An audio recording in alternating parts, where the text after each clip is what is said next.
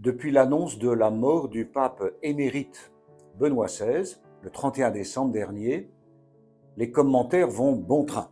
Certes, le célèbre joueur de foot brésilien Pelé lui a un petit peu volé la vedette dans les médias. Certes, il ne s'agit pas de la mort du pape en exercice, comme nous nous souvenons de celle de Saint Jean-Paul II en 2005.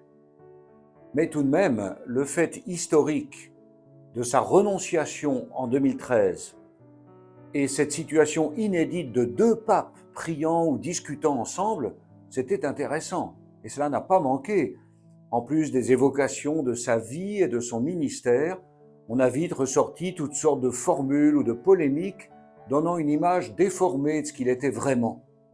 Même dans les rangs de l'Église, que d'outrance et aussi de récupération. Il a été le pape, et cela suffit. À chaque époque, nous est donné le pape qui convient.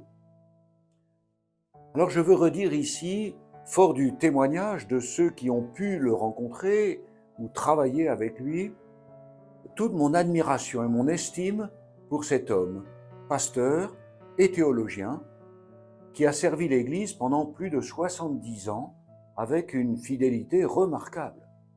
Tout le peuple de Dieu peut exprimer sa reconnaissance envers celui qui fut expert au Concile Vatican II et qui s'est dévoué sans limite dans le ministère épiscopal, jusque dans sa retraite spirituelle de ces 10 dernières années, reconnaissant même ses erreurs et demandant pardon.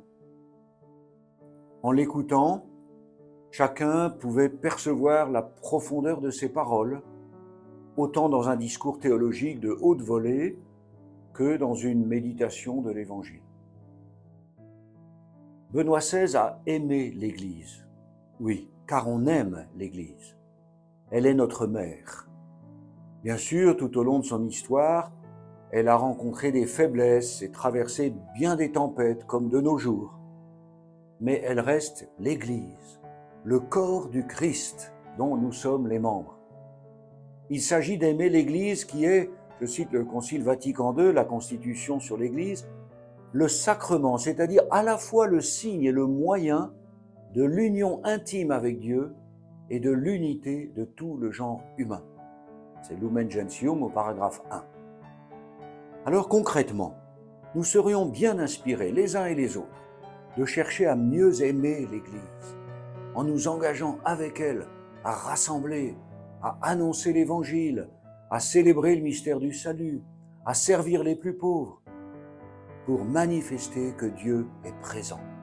Et ce serait une belle façon de recevoir l'héritage spirituel de Benoît XVI.